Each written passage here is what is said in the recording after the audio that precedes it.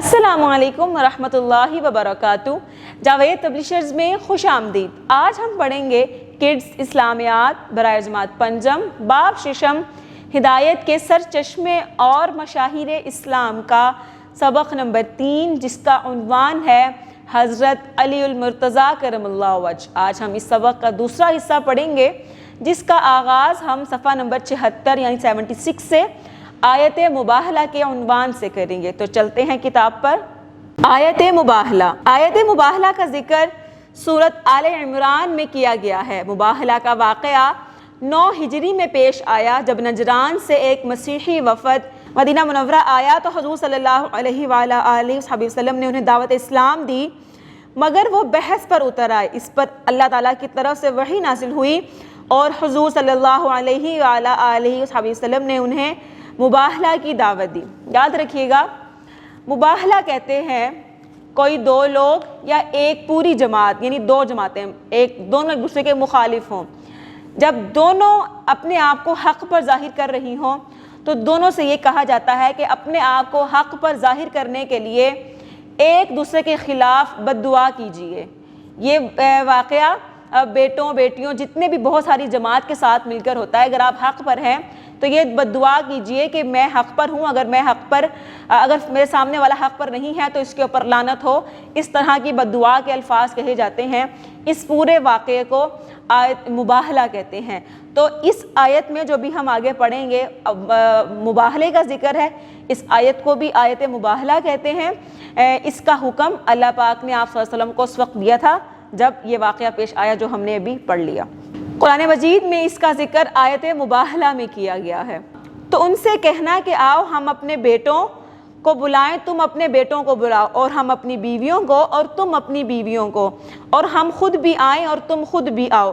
پھر دونوں فریق اللہ سے دعا اور التجا کریں کہ اس طرح جھوٹوں پر اللہ کی لعنت بھیجیں۔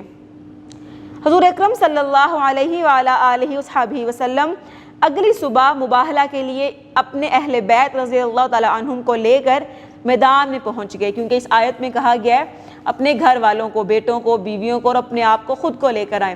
تو آپ صلی اللہ علیہ وسلم کے جو گھر والے تھے اہل بیت کہلاتے ہیں، تو آپ صلی اللہ علیہ وسلم ان کو لے کر نکلے اور کسی ایک میدان میں کھلی جگہ پر جا کر یہ معاہدہ کیا جاتا ہے۔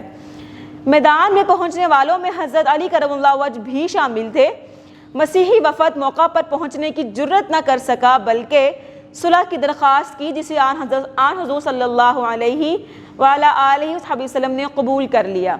آپ صلی اللہ علیہ وسلم تو مباہلہ کے لیے تیار تھے، لیکن وہ اس ڈر سے بھاگ گیا کہ کہیں بد دعا مجھے ہی نہ لگ جائے، میرے لیے ہی قبول نہ ہو جائے، اس لیے وہ آ ہی نہ سکا، بلکہ معافی بھی مانگ لی اور صلح کی درخواست بھی دے دی۔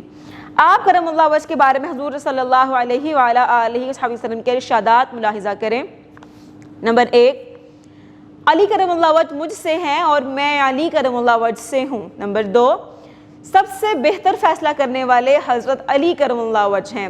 اے علی کرم اللہ وجہ، تمہاری میرے ساتھ نسبت ایسی ہے جیسے حضرت موسیٰ علیہ السلام کے ساتھ حضرت ہارون علیہ السلام کی، جس طرح وہ حضرت موسیٰ علیہ السلام کا ساتھ دیا کرتے تھے، اس طرح آپ بھی میرا ساتھ دیتے ہیں۔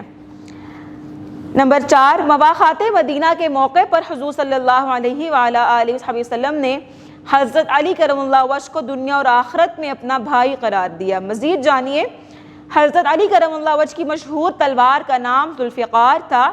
حضرت علی کرم اللہ وجہ کی اقوال، خطبات اور خطوط کا مجموعہ کتابی صورت میں موجود ہے۔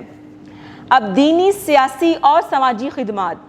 حضرت علی کرم اللہ وجہ کا دور خلافت تقریباً 4 سال 8 ماہ ہے۔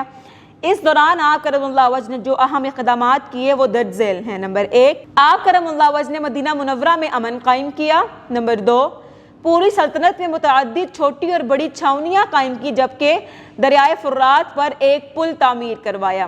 متعدد کہتے ہیں بہت زیادہ، چھوٹی بڑی چھاؤنیاں یعنی چھاؤں میں بیٹھنے کی جگہ، اور جو مسافر حضرات ہیں ان کے لیے آرام کی چھوٹی موٹی جگہیں۔ دریائے فرات پر ایک پل تعمیر کروایا، مزید قلعے اور مساجد تعمیر کروائیں۔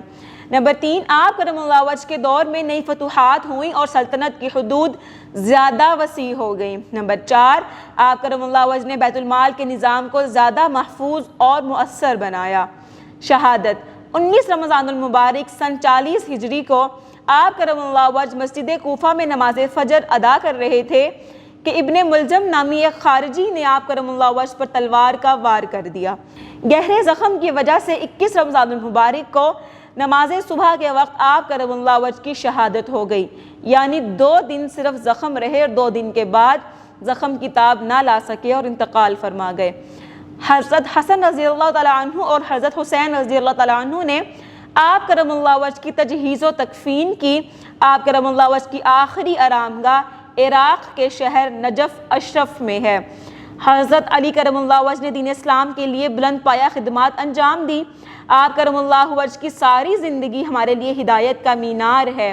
ہمیں چاہیے کہ حضرت علی کرم اللہ وجہ کی نقش قدم پر چل کر اللہ کے ہاں سرخرو ہو سکیں۔ اسی کے ساتھ مجھے دیجیے اجازت۔ اپنا بہت سارا خیال رکھیے گا، اپنی دعاؤں میں یاد رکھیے گا۔ مزید ویڈیوز دیکھنے کے لیے جڑے رہیں بولتی کتابوں کے ساتھ۔